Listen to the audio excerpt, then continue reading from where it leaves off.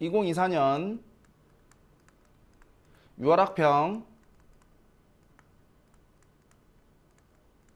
생명과학원 14번 문제를 풀어볼게요. 자, 다음은 사람의 유전형질 가와 나에 대한 자료이다. 가의 유전자는 6번 염색체에, 나의 유전자는 7번 염색체에 있다. 자, 서로 독립이란 얘기고요. 그리고 상염색체 유전인 거죠. 그리고 가는 한 쌍의 대립 유전자에 의해서 결정되고 단일 인자 유전이고요. 그리고 대립 유전자에는 A, B, D가 있다. 단일 인자 유전이지만 복 대립 유전이죠. 자, 그리고 가의 표현형은 네 가지이며, 자, 지금 유전자의 종류는 세 종류인데 표현형이 네 가지다. 그러면 바로 ABOC 혈액형과 유사하다라고 기억하면 돼요. 무슨 말이냐? 이 세 종류의 유전자 중에 두 개만 우열 관계가 없다. 나머지 한 개는 우성인지 열성인지를 몰라요. 어쨌든 우열 관계가 없는 게 두 개가 있다. 이 얘기고요. 그 다음에 가의 유전자형이 AA인 사람과 AB인 사람의 표현형은 같고, 자, 그럼 A가 B보다 우성이네요. 그 다음에 유전자형이 BD인 사람과 DD인 사람의 표현형도 같다. 이번에는 B가 아니고 D가 B에 대해서 우성이죠. 그러면 B만 무조건 열성이고요. A하고 D가 A하고 D가 우열 관계가 없다. 이렇게 바로 찾을 수 있을 것 같아요. 좀 이따 정리해 볼게요. 그 다음에 나는 두 쌍의 대립 유전자 대이소이, 대F소F에 의해서 결정된다. 자, 다인자 유전이고요. 나의 표현형은 유전자형에서 대문자로 표시되는 대립 유전자의 수에 의해서만 결정된다. 이렇게 나오죠. 그래서 대립 유전자의 수가 다르면 표현형도 당연히 다르다. 그리고 이제 P의 유전자형은 AB, 대이소이, 대F소F이고 P와 Q는 나의 표현형이 서로 같다. 자, 그러면 지금 Q의 유전자하고 우리가 몰라요. 그래서 가는 확실하게 모르고요. 나는 지금 표현형이 지금 P와 같다 그랬기 때문에 나도 Q도 결국은 EF 4개 중에 2개만 대문자다라는 걸 지금 이렇게 제시해 놓은 거죠.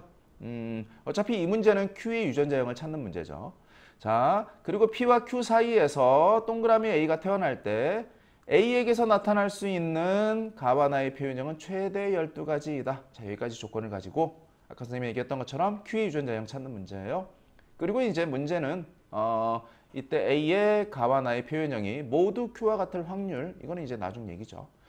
자, Q의 유전자형을 이제부터 찾아봐야 되는데요. 자, 선생님이 아까 얘기했던 것처럼 가부터 빨리 정리하고 갈게요. 가의 경우에는 AA와 AB 두 사람의 표현형이 이 사람들의 표현형이 같다. 그 말은 A가 B보다는 우성이다. 그 얘기죠. 그리고 BD와 DD의 표현형도 같다. 그러면 이번에는 D가 B보다 우성이고요.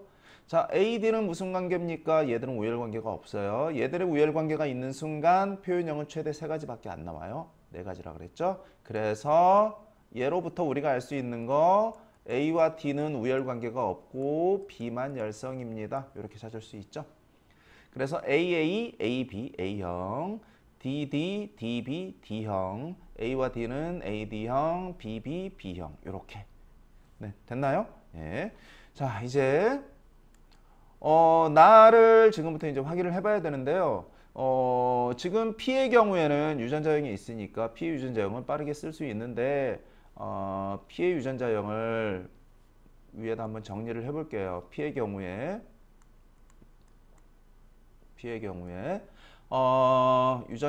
염색체를 그려놓고 가는 게 편하죠. 6번 염색체, 7번 염색체. 7번이 더 커서가 아니라 6번에는 유전자 2개 표시해야 되고 7번에는 4개 표시해야 되니까 좀 더 크게 그린 것 뿐이에요. 그 다음에 이제 Q도 한번 봐야죠. 자, Q의 경우에도 6번 염색체, 7번 염색체. 일단 P의 경우에는 지금 6번 염색체에 A, B는 마주보고 있어야 되고요. 그 다음에 데이소이, 데이프, 소이프 여기에 이제 2개씩 들어가야 되는데 지금 안 그릴 거예요. 어차피 대이 소이 대F 소F일 수도 있고요. 대이 소이 소F 대F일 수도 있는 두 가지 경우가 있기 때문에 이거는 지금 표를 그려서 정리하면서 Q까지 찾아야 될 것 같거든요. 자, Q는 그럼 아무것도 모르기 때문에 이따가 이제 찾는 대로 채워넣는 방법을 쓸게요. 자, 그러면 선생님 표를 그리면서 한번 볼게요.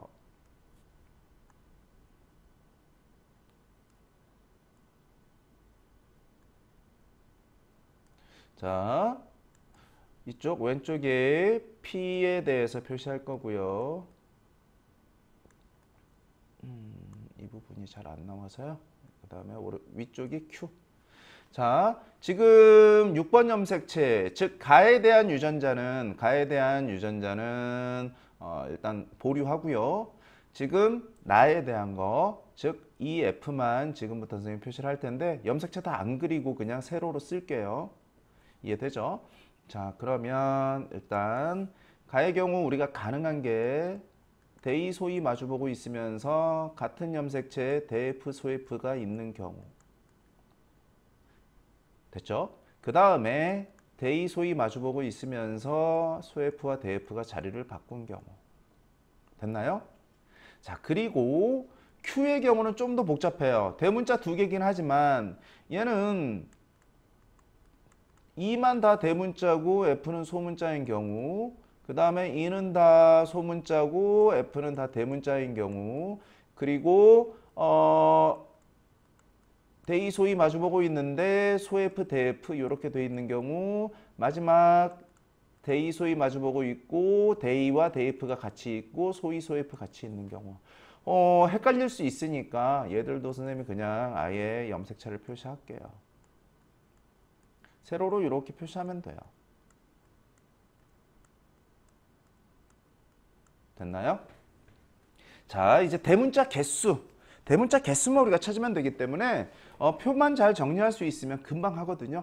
자, 선생님이 지금 써볼게요. 얘가 줄 수 있는 대문자의 개수는 당연히 0개 아니면 2개죠. 그쵸?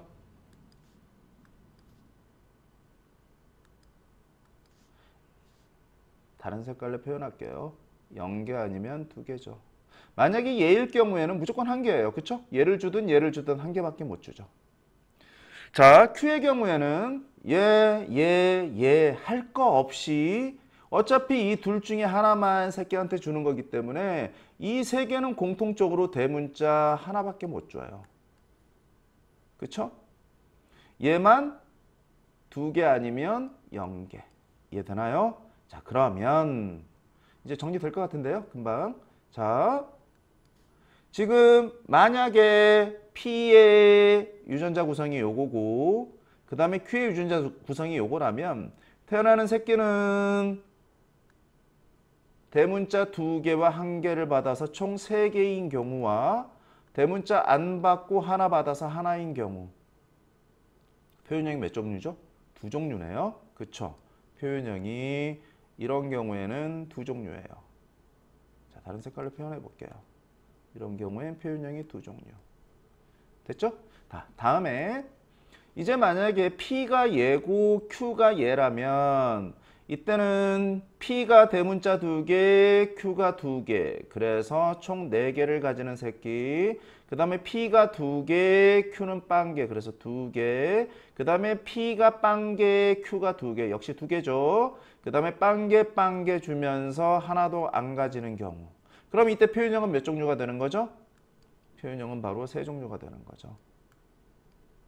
자, 나머지는 찾을 필요 없는데 그래도 끝까지 가보고 정리해 볼게요. 자, 이제 만약에 P가 얘라면 자, P는 무조건 대문자 하나밖에 못 주죠. 그러면 Q가 얘라면 역시 대문자 하나밖에 못 주니까 대문자 2개 가지는 새끼밖에 안 태어나죠. 이때는 당연히 가질 수가 한 가지밖에 없겠죠. 표현형이. 태어나는 새끼의 표현형은 하나밖에 안 됩니다. 다음에 이제 P가 역시 대문자 하나밖에 못 주는데 Q가 2개나 빵개를 주는 경우 역시 이때도 대문자 3개를 가지거나 1개를 가진 새끼가 태어날 수 있겠죠. 그럼 이때도 표현형은 최대 2가지예요. 자, 이게 왜 중요하냐면 자, 선생님 미리 언급을 했어야 되는데 지금 볼게요. 자, 이때 태어난 애가 A가 가와 나의 표현형이 최대 12가지라 그랬거든요. 근데 가는 이미 우리가 알아요. 표현형이 최대 몇 가지까지 가능하죠? 4가지까지 가능해요. Q가 어떤 유전자형을 가지더라도 절대로 4가지보다 더 많을 수는 없죠. 그런데 가와 나의 표현형이 최대 12가지라면 가의 표현형이 최대 가지수가 4인데 12가지가 나오려면 나는 당연히 3가지가 나와야 돼요. 최소. 이게 바로 최소값이죠. 이해되나요? 태어나는 새끼가 최소 나에 대한 표현형이 3가지는 나와야 가까지 포함해서 최대 12가지가 가능한 거죠. 그런데 얘들은 안 되죠. 아, 가능한 건 벌써 나왔네요. 아, 가능한 건 요거밖에 없다라는 거 3가지. 그래서 지금 Q의 유전자 구성, 나에 대한 유전자, 나에 대한 유전자 구성은 요게 될 수밖에 없고요. 염색체상에서. 그 다음에 P도 마찬가지네요. 요게 될 수밖에 없다. 여기까지 이해되나요? 그래서 최대 나에 대한 표현형, 태어나는 새끼한테서 나에 대한 표현형이 최대 3가지까지 가능합니다.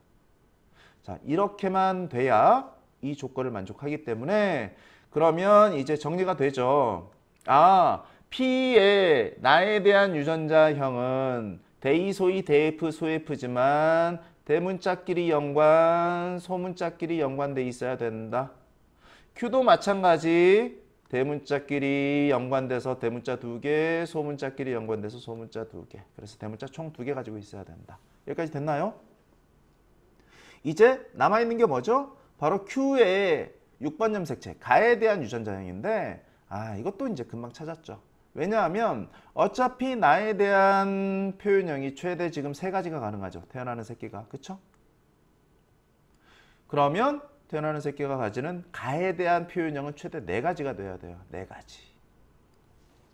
그러면 Q가 가질 수 있는 가에 대한 유전자형은 DB밖에 없죠.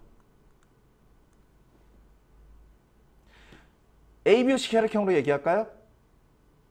자, A5 유전자형이 A5인 사람과 B5인 사람이 결혼해야지 태어날 수 있는 혈액형이 A형, B형, AB형, O형 4개가 다 가능합니다.